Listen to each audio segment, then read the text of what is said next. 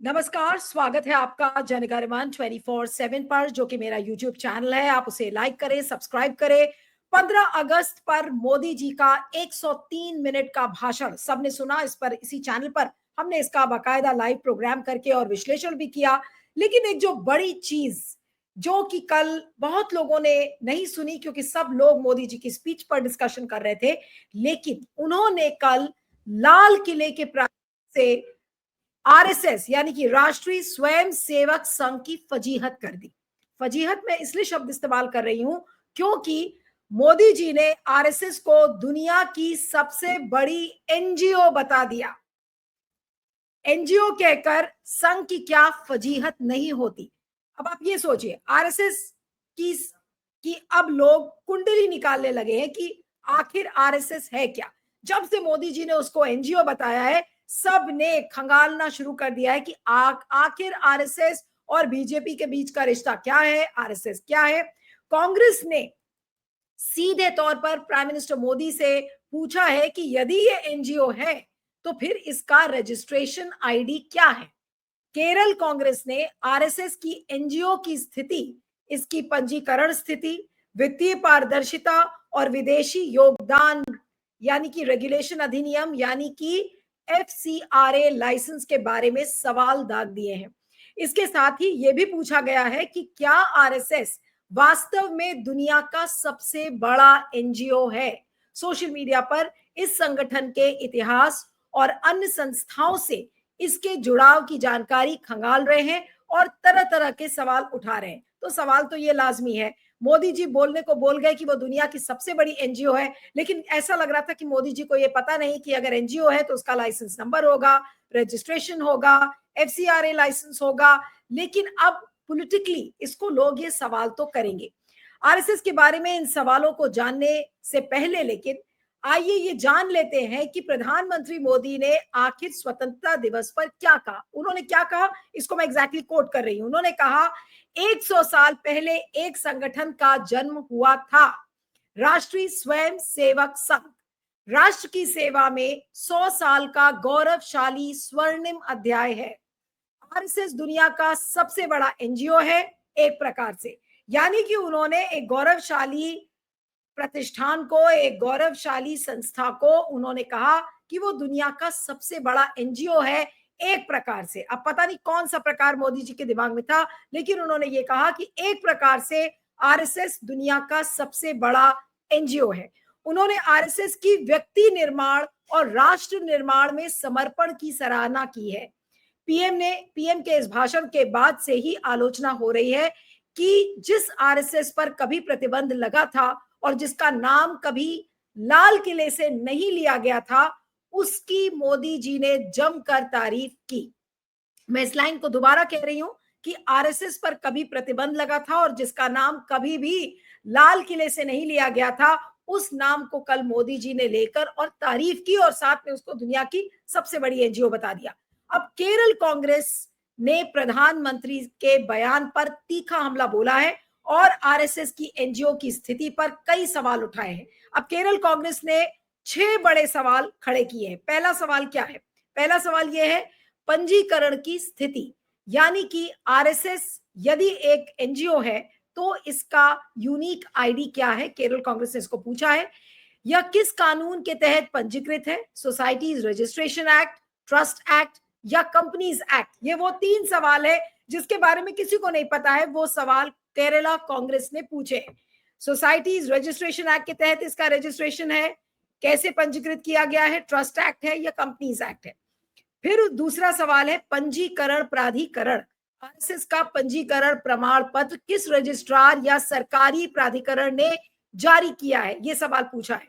तीसरा सवाल है वित्तीय पारदर्शिता को लेकर, क्या आरएसएस आयकर विभाग या रजिस्ट्रार के पास अपनी वार्षिक रिटर्न दाखिल करता है, इसका वार्षिक आय और व्यय का विवरण कहां उपलब्ध है। ये वो सारे सवाल हैं जो बीजेपी और आरएसएस दोनों के लिए बड़े अनकंफर्टेबल है। इसका कुछ लेखा जोखा नहीं है और उन्हीं सवाल को केरला कांग्रेस ने पूछ लिया और इसका मौका खुद ही मोदी जी ने दे दिया। मोदी जी ने आरएसएस को सबसे बड़ा एनजीओ लाल किले से बताया और उसके बाद से ये सारे सवाल किए जा रहे हैं।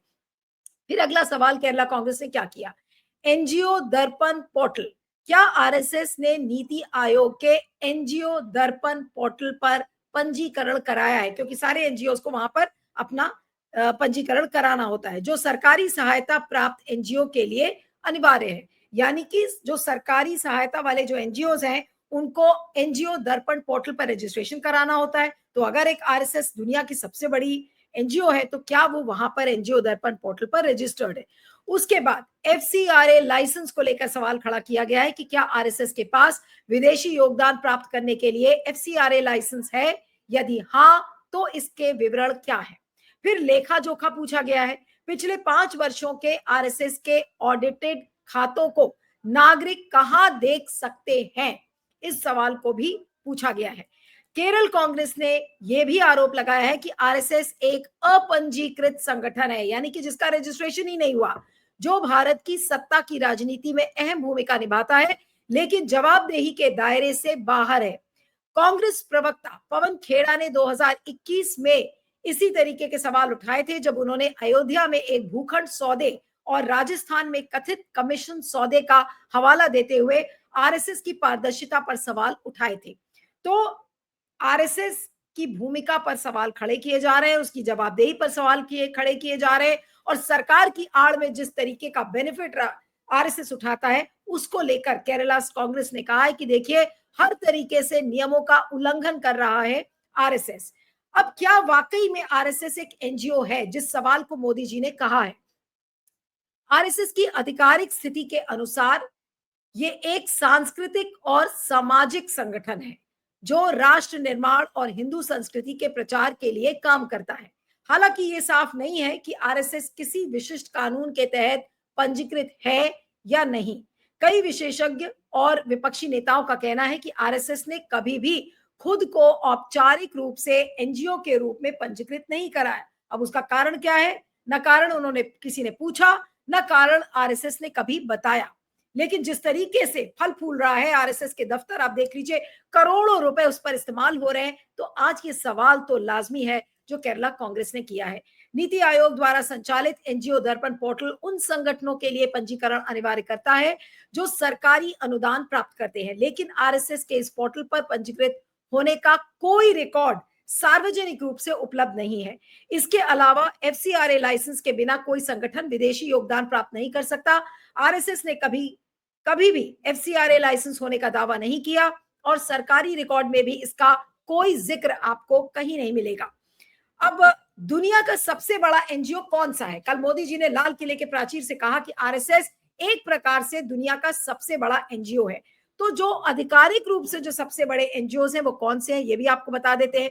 पीएम मोदी के दावे के बावजूद दुनिया का सबसे बड़ा एनजीओ कौन सा है, इस पर कोई एक राय नहीं है। हालांकि बांग्लादेश रूरल एडवांस कमेटी यानी कि BRAC, Oxfam international and world vision international जैसे कुछ अंतरराष्ट्रीय संगठनों को उनके वैश्विक प्रभाव और वित्तीय आकार के आधार पर सबसे बड़े एनजीओ में गिना जाता है। बांग्लादेश में स्थापित एक विकास संगठन ब्रैक 2023 में, यानी कि ब्रैक 2023 में $1 बिलियन से अधिक के वार्षिक बजट के साथ दुनिया का सबसे बड़ा एनजीओ माना जाता है। ये शिक्षा, स्वास्थ्य और गरीबी उन्मूलन जैसे क्षेत्रों में काम करता है।